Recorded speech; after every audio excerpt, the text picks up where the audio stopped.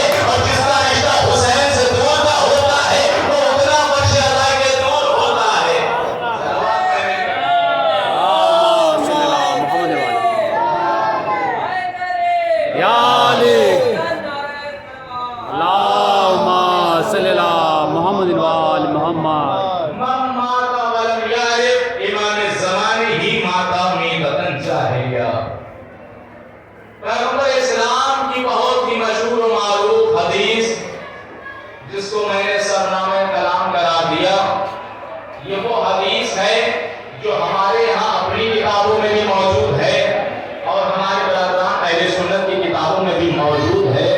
پیغمبر فرماتے ہیں کہ جو شخص اپنے زمانے کے امام کو پہچانے بغیر مر جائے، اس کی موت کفر و جہالت کی موت ہوگی اور اس کا ٹھکانہ جہنم میں ہوگا۔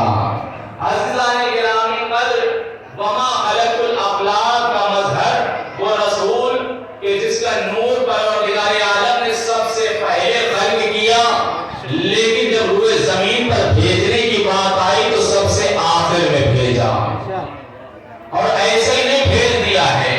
اس لیے کہ جب روئے زمین پر کسی بڑے کو بھیجا جاتا ہے تو اس کے لیے انتظام کیا جاتا ہے، اہتمام کیا جاتا ہے۔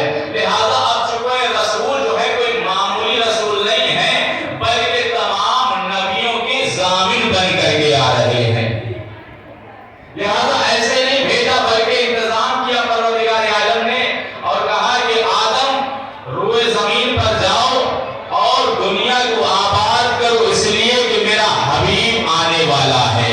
پوری توجہ چاہتا ہوں ایک ایک جملے پر کہ آدم روئے زمین پر دنیا والوں کو آباد کرو تھا، اس لیے کہ میرا حبیب آنے والا ہے۔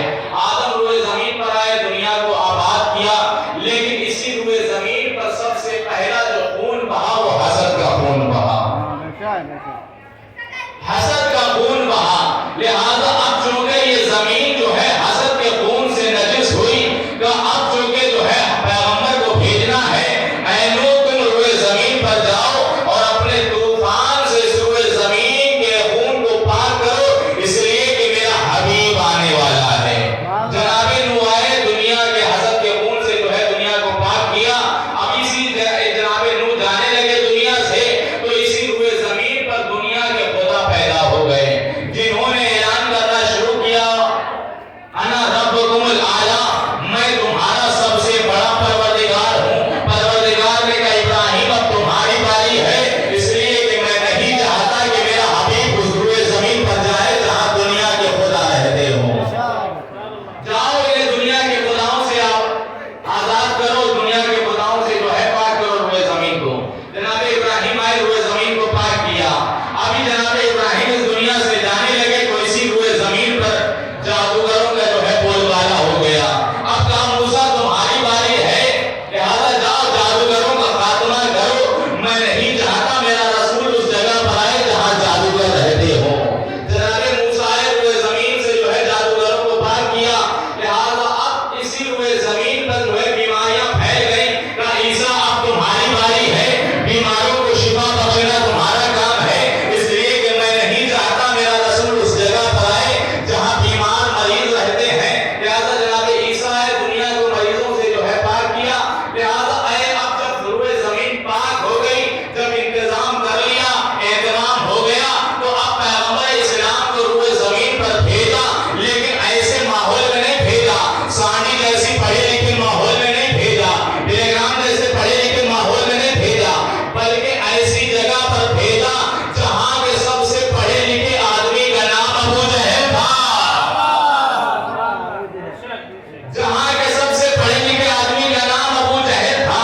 ایسے ماحول میں بھیجا کہ جہاں پر اگر رسول خطبہ بھی دینا چاہتے تھے تو لوگ سیڑھیاں بجاتے تھے، رسول خطبہ دینا چاہتے تھے تو لوگ تالیاں بجاتے تھے، رسول گھر سے قدم باہر نکالتے تھے تو لوگ راستے میں خاردار درخت بجھا دیتے تھے۔ اب کوئی پروردگار سے سوال کرے، پروردگار جب رسول کو روئے زمین پر بھیجنے کا ارادہ کیا تو اتنا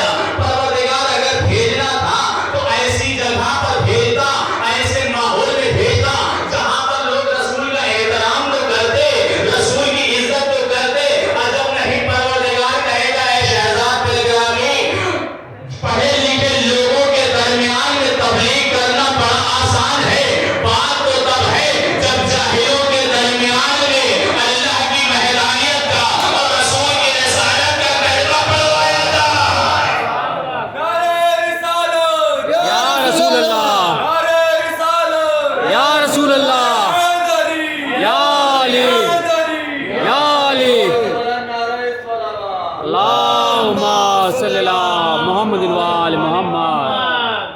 پڑھے لکھے ماحول میں پڑھے لکھے لوگوں کے درمیان میں تبلیغ کرنا آسان ہے. بات تو تب ہے جب جاہلوں کے درمیان میں تبلیغ کی جائے, جاہلوں کے درمیان میں رہا جائے. وہ رسول عرب جیسے بدو ملک میں آیا اور آنے کے بعد تبلیغ کر رہا ہے. 63 برس پیغمبر اسلام نے تبلیغ کی. وہی رسول ارشاد فرما رہا من مات ولم یعرف, جو شخص اپنے زمانے کے امام کو پہچانے بغیر مر جائے. اذان محترم, یہاں پر جہالت سے مراد یہ نہیں ہے کہ وہ پڑھا لکھا نہیں تھا, بلکہ یہاں پر جہالت سے مراد یہ ہے کہ جسے بھی اپنے زمانے کے امام کی معرفت نہیں ہو, چاہے کتنا بھی پڑھا لکھا ہو, جہالت کی موت مرے گا. اب پوری توجہ چاہتا ہوں, آج کے دور میں ایسا نہیں ہے کہ ہمارا اللہ الگ ہے, باقی تمام مسلمانوں کا اللہ الگ ہے. نہیں, تمام مسلمانوں کا اللہ ایک ہے. ایسا نہیں ہے کہ ہمارا رسول الگ ہے, باقی تمام مسلمانوں کا رسول الگ ہے. نہیں, تمام مسلمانوں کا رسول ایک ہے. ایسا نہیں ہے کہ ہمارا قرآن الگ ہے, باقی تمام مسلمانوں کا قرآن الگ ہے. نہیں, تمام مسلمانوں کا قرآن بھی ایک ہے. ایسا ہرگز نہیں ہے کہ ہمارا کعبہ الگ ہے, باقی تمام مسلمانوں کا کعبہ الگ ہے. نہیں, تمام مسلمانوں کا کعبہ بھی ایک ہے. اذان محترم, میری سمجھ میں نہیں آتا کہ جب تمام مسلمانوں کا اللہ بھی ایک ہے, رسول بھی ایک ہے, قرآن بھی ایک ہے, کعبہ بھی ایک ہے, تو پھر یہ مسلمان آپس میں ایک کیوں نہیں ہے؟ جب اللہ بھی ایک ہے, رسول بھی ایک ہے, قرآن بھی ایک ہے, کعبہ بھی ایک ہے, تو پھر یہ مسلمان آپس میں ایک کیوں نہیں ہے؟ عزیزان گرامی, پوری توجہ چاہتا ہوں. جب میں نے بہت تحقیق کی تو ایک نتیجے پر پہنچا ہوں کہ مسلمان آپس میں صرف اس لیے ایک نہیں ہے کیونکہ ان کا امام ایک نہیں ہے, ان کا رہبر ایک نہیں ہے, ان کا قائد ایک نہیں ہے, ان کا لیڈر ایک نہیں ہے, ان کا آگے آگے چلنے والا ایک نہیں ہے. عزیزان گرامی, ہم اور آپ شکر کے سجدے کرے کم ہے, ہم اور آپ شکر کے سجدے کرے کم ہے, اس لیے کہ ہمیں تو پہلا بھی امام ملا تو کعبے سے ملا, انشاءاللہ آخری بھی ملے گا تو کعبے سے ملے گا.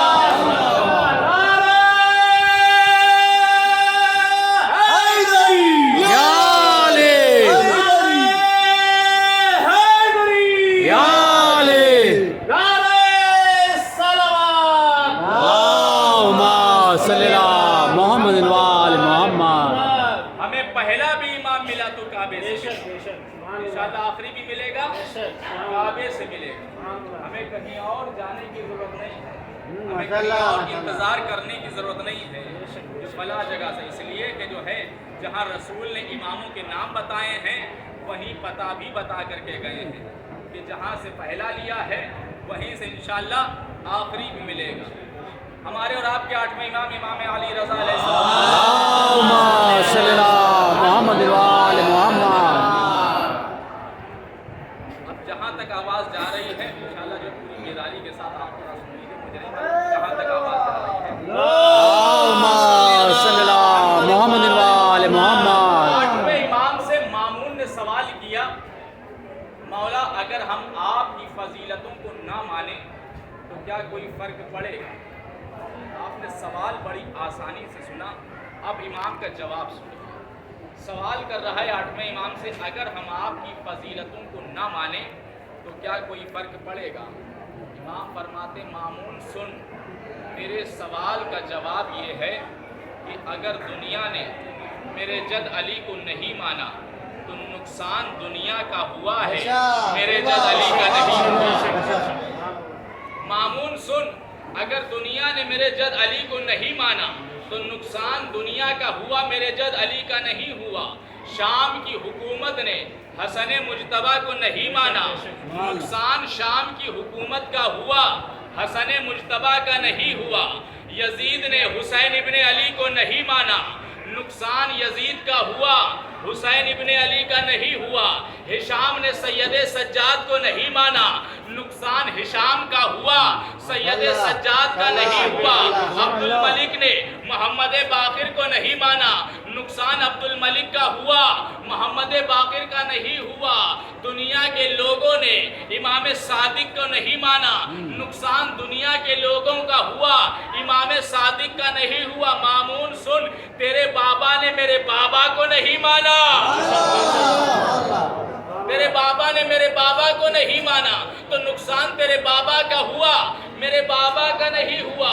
اب مامون تو نے جو ہم سے سوال کیا ہے کہ اگر ہم آپ کی فضیلتوں کو نہ مانیں تو کیا کوئی فرق پڑے گا؟ مامون سن، تیرے سوال کا جواب یہ ہے کہ ہم اپنے جد رسول اللہ کا ایک ہی قول جانتے ہیں۔ ہمارے جد رسول اللہ نے فرمایا جو شخص مر گیا اپنے زمانے کے امام کو پہچانے بغیر وہ کفر و جہالت کی موت مر گیا۔ مامون آج سے ہماری فضیلتوں کے بارے میں مت سوچا کر بلکہ اپنی موت کے بارے میں اللہم صلی علی محمد وآل محمد۔ ہماری فضیلتوں کے بارے میں نہ سوچا بلکہ اپنی موت کے بارے میں سوچا کر، اس لیے کہ اگر ہماری فضیلتوں کو نہیں مانے گا، ہمیں نہیں مانے گا، جہالت کی موت مرے گا، کفر کی موت مرے گا۔ عزیزان گرامی، دو جلسے ہوئے، قرآن مجید میں ذکر ہے۔ پہلا جلسہ حضرت آدم کی خلافت کا اور دوسرا مولائے کائنات کی خلافت کا۔ جب حضرت آدم کی خلافت کا جلسہ ہوا تو ان میں سے ابلیس نے انکار کیا، خلقتنی من النار وخلقتنی یوم الدین،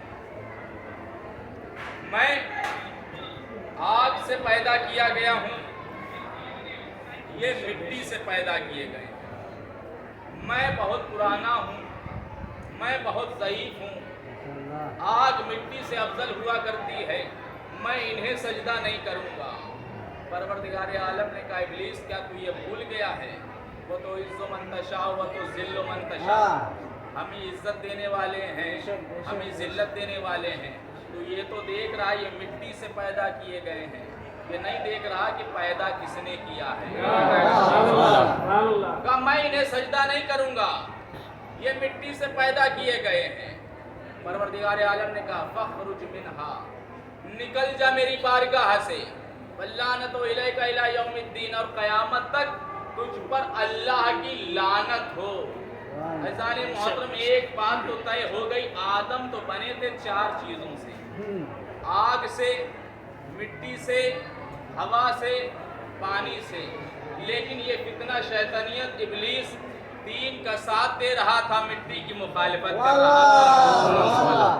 یا جملے کو بدل کر کہہ دوں، یہ ابلیس تین شے کا ساتھ دے رہا تھا، تراب سے دشمنی ظاہر کر رہا تھا۔ اب جیسے ہی اس نے تراب سے دشمنی ظاہر کی، پروردگار عالم نے کہا فخرج منہا، نکل جا میری بارگاہ سے۔ ایک بات تو سمجھ میں آ گئی، جب تراب کا دشمن اتنا لعنتی ہے تو اب تراب کا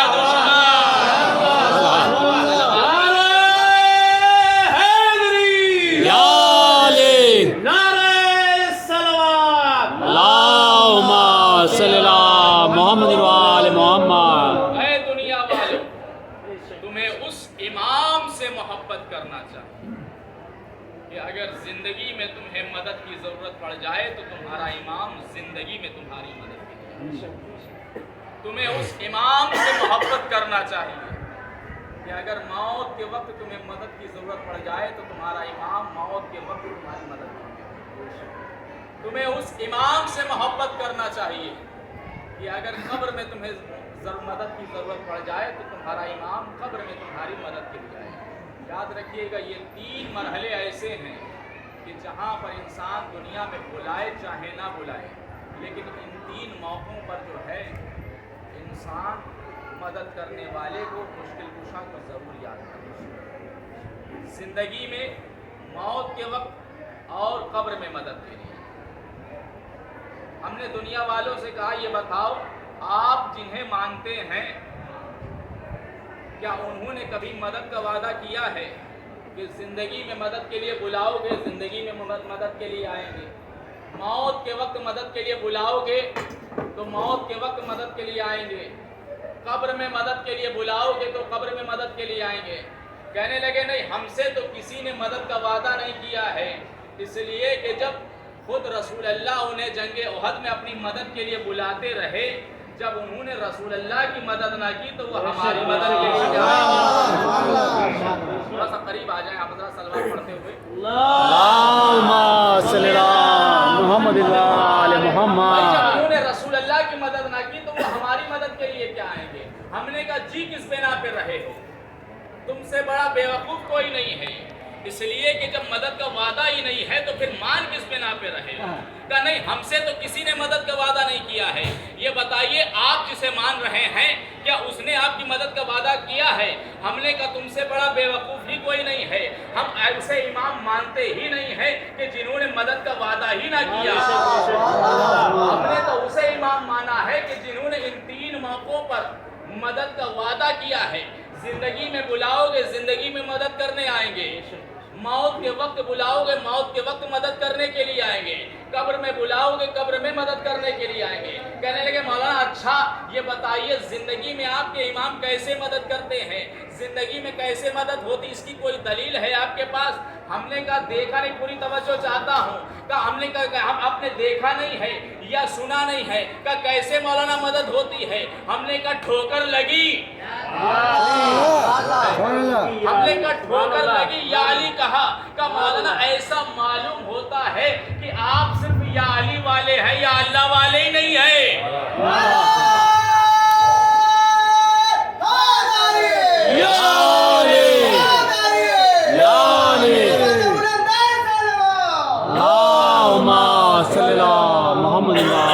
ٹھوکر لگی, ہم نے کہا یا علی مدد, بھائی مدد ہوتی ہے نہیں ہوتی ہے؟ کہنے لگے آپ دیکھیے صبح ہوتی ہے تو یا علی کہتے ہیں, مجلس میں ہے تو یا علی کہتے ہیں, محفل میں ہے تو یا علی کہتے ہیں, رات ہے تو یا علی کہتے ہیں. ایسا لگتا ہے کہ آپ صرف یا علی والے ہیں یا اللہ والے نہیں ہیں. ہم نے کہا تم سے بڑا بیوقوف کوئی نہیں ہے, اگر ہم یا اللہ والے نہ ہوتے تو آج بھی مسجدوں سے ہمارے یہاں صدائے اللہ اکبر بلند ہوتی.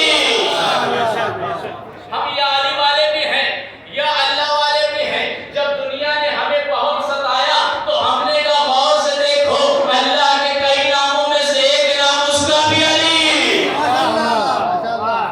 اللہ کے کئی ناموں میں سے ایک نام اس کا بھی علی ہے. میں اور آپ کو مثال کے ذریعے سے قریب کر دیتا ہوں دنیا میں کس طرح سے مدد ہوتی ہے. مثال کے طور پر کسی مجلس کے دوران مجھے مدد کی ضرورت پڑ جائے اور میں مثال کے طور پر ایک نام لوں, حیدر بھائی, ہو سکتا ہے اسی مجلس میں کوئی موجود ہو, یا علی بھائی, ایک نام لوں اور اتفاقاً اسی مجلس میں ایک نام کے 2 لوگ موجود ہوں, ایک نام کے 2 لوگ موجود ہوں. ادھر سے یہ کھڑے ہو جائیں مدد کے لیے, کہیں مولانا ہمیں مدد کے لیے بلایا, ادھر سے وہ کھڑے ہو جائیں کہیں مولانا ہمیں مدد کے لیے بلایا. اب میں آپ سے پوچھتا ہوں میں نے کتنوں کو بلایا؟ ایک کو بلایا تھا. ہم کیا کریں, ایک نام کے 2 لوگ تھے, دونوں ہی مدد کے لیے کھڑے ہو گئے. اسی طرح سے یا علی مدد کہنے کا جنہیں فائدہ نہیں معلوم ہے جا کر کے بتا دینا. ہم اپنی مدد کے لیے بلاتے تو ایک علی کو ہے, لیکن ہماری 2 طرح سے مدد ہوتی ہے. ادھر سے وہ علی مدد کرتا ہے, نجف سے یہ علی مدد کرتا ہے. سلام پڑھے کرنا صلی اللہ محمد وآل محمد.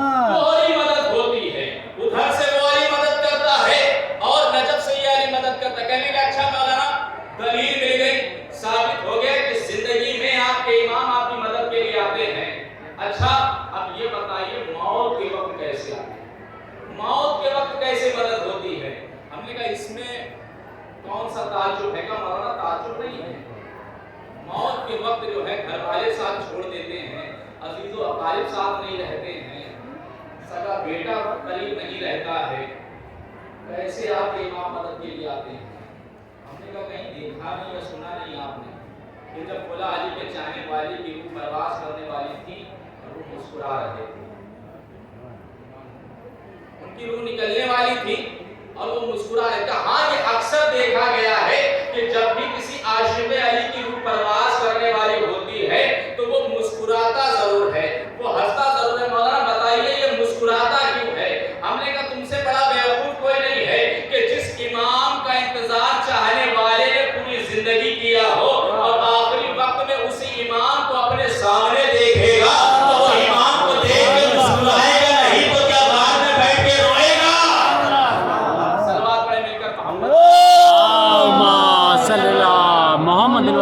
वाल मोहम्मद। یہ امام کا ہم سے وعدہ ہے کہ تب تک اس دنیا سے ہمارا چاہنے والا جا نہیں سکتا ہے جب تک ہمارے چہرے کی زیارت نہ کریں۔ کہا اچھا موت کے وقت آپ کے امام آپ کی مدد کرتے ہیں، اچھا اب یہ تیسرا مرحلہ یہ بھی بیان کر دیجئے کہ جو ہے قبر میں آپ کے امام کیسے مدد کے لیے آتے ہیں۔ ہم نے کہا اس میں کون سی بڑی بات ہے؟ کہا مولانا سب سے مشکل گھڑی ہے قبر میں۔ ہم نے کہا کون سی گھڑی؟ کہا مولانا چار پردے ہیں۔ کون سا پردہ ہے؟ کہا مٹی کا پردہ، لکڑی کا پردہ، کپڑے کا پردہ۔ ان پردوں کو چیر کے آپ کے امام کیسے قبر میں پہنچ گئے؟ اب دیکھیے مجھے نہیں معلوم کہ آپ کس طرح سے سنیں گے، جملہ جائے گا نہ جائے، لہذا پوری بیداری کے ساتھ اب جس کا عقیدہ میرے عقیدے سے ٹکرائے گا وہ خاموش نہیں رہے گا، بولے گا ضرور۔ کہا مولانا اتنے پردوں کو چیر کے آپ کے امام کیسے قبر میں پہنچ گئے؟ مٹی کا پردہ، لکڑی کا پردہ، کپڑے کا پردہ، ان پردوں کو چیر کے آپ کے امام کیسے قبر میں پہنچ گئے؟ ہم نے کہا یہ بتاؤ قبر کس نے بنائی؟ کہا ہم نے بنائی۔ ہم نے کہا آپ کون؟ کہا گنہگار۔ ہم نے کہا یہ بتاؤ خانہ کعبہ کس نے بنایا؟ کہا جناب ابراہیم نے، جناب اسماعیل نے۔ ہم نے کہا یہ کون؟ کہا دو معصوم نبی ہیں۔ ہم نے کہا بس یہیں سے بات واضح ہو گئی، جب دو معصوم نبیوں کی بنائی ہوئی دیوار علی کا راستہ نہ ہو سکی تو گنہگار کی بنائی ہوئی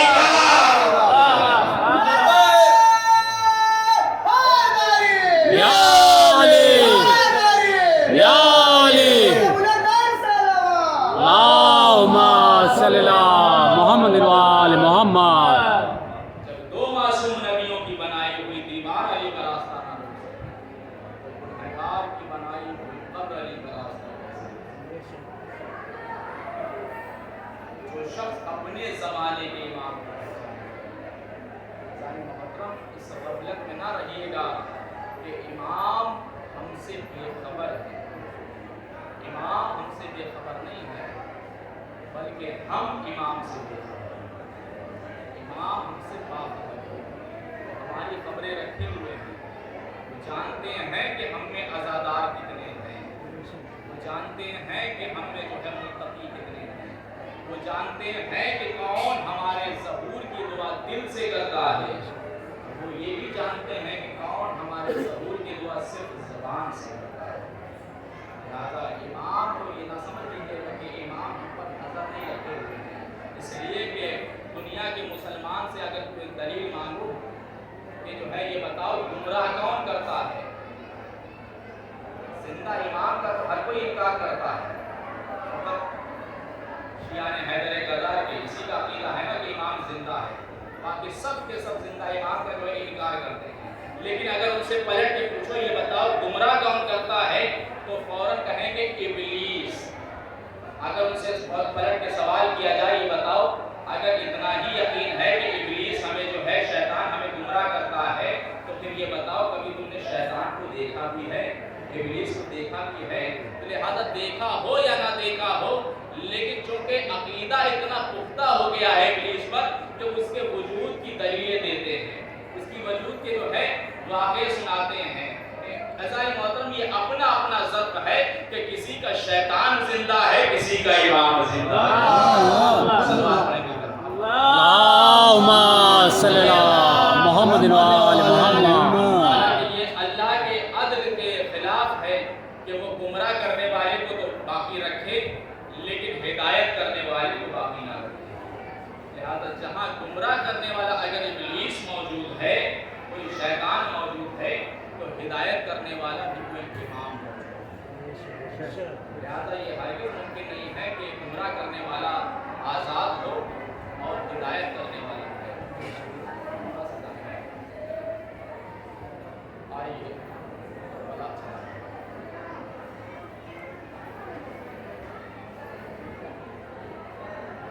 چہلوں میں امام حسین آپ سب بڑے ذوق و شوق کے ساتھ اپنے اپنے وطن میں اپنے اپنے گھروں میں امام حسین کا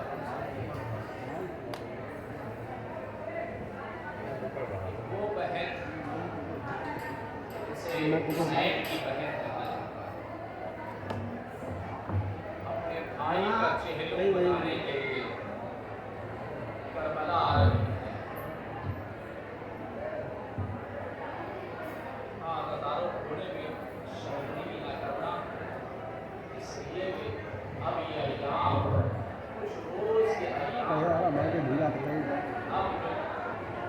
اتنے سال زندہ رہے گا وہ دوبارہ پھر سید الشہداء کا قصہ دے گا اور بھی سال چل بسیں گے، ان کا سلامی آخر ہوگا۔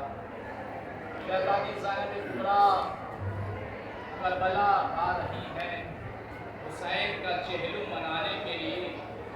روایت کہتی ہے کہ جب علی کی بیٹی عباس کی بہن زینب کربلا کے میدان میں پہنچی تو سب سے پہلے سید سجاد سے فرماتی ہیں، میرے لال سید سجاد، سب سے پہلے میں اپنے بھائی غازی کی قبر پہ جانا چاہتی ہوں، مجھے سب سے پہلے میرے غازی کی قبر پر لے کر کے چل۔ سید سجاد بیٹی کا ہاتھ پکڑا اور لے کر کے ایک ننھی سی تربت کی جانب لا کر کے کھڑا کر دیا۔ ایک مرتبہ شہزادی زینب کبریٰ نے ایک ننھی سے لہر کو دیکھا کہ میرے لال سید سجاد، میں نے تم سے جو ہے اپنے بھائی عباس کی قبر پر جانے کے لیے کہا تھا، یہ کس بچے کی قبر پر لا کر کے مجھے کھڑا کر دیا ہے؟ سید سجاد آنکھوں کو جوڑ کر کہتے ہیں، پھوپھی اماں، یہی میرے چچا کی قبر ہے۔ اور شہزادی زینب کبریٰ کہتی ہیں، میرے لال سید سجاد، ارے میرا بھیا غازی تو قد و قامت میں سب سے بلند تھا، ارے اس کی قبر اتنی چھوٹی کیوں بنائی ہے؟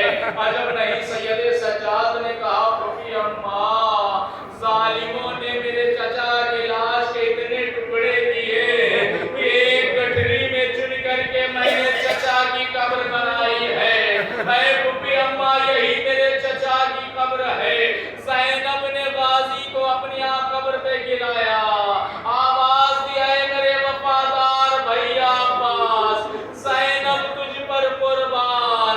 اے میرے بھیا، جب تک تو زندہ رہا اہل حرم چین و سکون سے رہے، تیری شہادت کے بعد زینب بے مکنا چادر در بدر پھرائی گئی۔ اجرکم اللہ، اجرکم اللہ۔ خدا آپ کو کسی بھی غم میں نہ رلائے سوائے غم سید الشہداء علیہ السلام کے۔ اس کے بعد شہزادی زینب کبریٰ امام حسین کی قبر پر پہنچی اور پہنچنے کے بعد کہتی، بھیا 10 محرم کے بعد آپ نے کربلا فتح کی تھی، میں شام و کوفہ فتح کر کے آئی ہوں، اے بھیا شکایت نہ کرنا، ارے جو آپ نے امانت مجھے سونپی تھی اس سکینہ کو میں زندہ کے قید خانے میں سلا کے آئی ہوں۔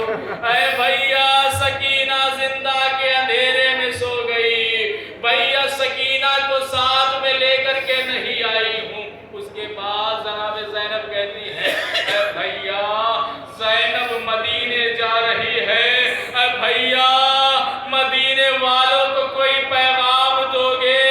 اے بھیا بتاؤ زینب کیوں کر مدینے جائے؟ اس لیے کہ جب 28 رجب کو قافلہ لے کر کے چلے تھے تو سارے قافلے والے ساتھ میں تھے، اب زینب کیسے جائے کہ اب تو تم بھی ساتھ میں نہیں، عباس بھی ساتھ نہیں، علی اکبر اور محمد ساتھ نہیں۔ عجب نہیں قبر حسین سے آواز بلند ہوئی ہو، اے زینب خدا حافظ، اے زینب مدینہ جانا تمہیں مبارک ہو، ہم اسی جگہ پر ٹھیک قیام کریں گے۔ ہاں اجرکم اللہ، خدا آپ کو کسی بھی غم میں نہ رلائے سوائے غم سید الشہداء علیہ السلام کے۔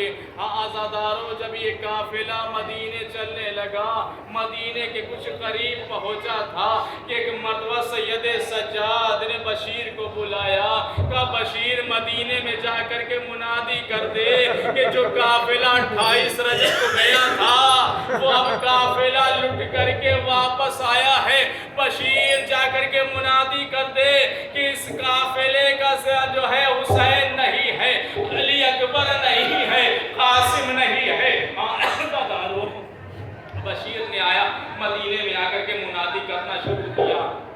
روایت کہتی ہے کہ یہ خبر سن کر کے جناب سغرا دریلیز پر آ کر کے بیٹھ گئی، اس جگہ پر آ کر کے بیٹھ گئی کہ جہاں پر قافلہ آنے والا تھا کہ اتنے میں قافلے والے آنا شروع ہوئے کہ ایک مرتبہ جیسے تمام بیویاں گھر میں داخل ہونا چاہتی تھی کہ ایک مرتبہ جناب سغرا کہتی ہے، اے بیویوں بس مجھے اتنا بتا دو کہ تم میں سے میری پھوپھی زینب کون ہے؟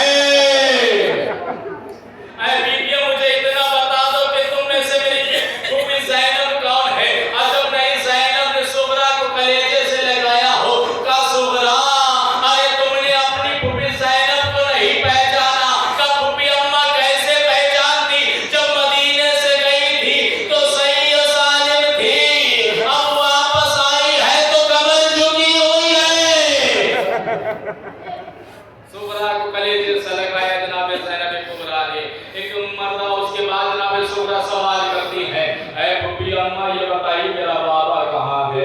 اے پھوپھی اماں یہ بتائیے میرا بھائی علی اکبر کہاں ہے؟ اے پھوپھی اماں بتائیے میرا علی اکبر کہاں ہے؟ ایک مرتبہ سوال کرتی رہی، جناب زینب ایک ایک کے بارے میں بتاتی رہی، یہاں تک کہ جناب سغرا نے جب یہ سنا کہ حسین مارے گئے، علی اکبر قتل کر دیے گئے، ایک مرتبہ جناب سغرا کبھی ام رباب کے پاس جاتی ہیں، کبھی ام لیلہ کے پاس جاتی ہیں، کبھی جناب زینب کے پاس جاتی ہیں، کسی نے پڑھ کے پوچھا اے سغرا کیا تلاش کر رہی ہو؟ کہا پھوپھی اماں یہ تو مجھے خبر ہے، یہ تو مجھے معلوم ہو گیا کہ میرا بابا مارا گیا، میرا بھیا علی اکبر مارا گیا، میرا بھیا قاسم مارا گیا، کیونکہ وہ میدان جنگ میں گئے تھے اس لیے قتل کیے گئے۔ اے پھوپھی اماں بھی یہ نہ کہنا کہ میرا بھیا علی اصغر، اے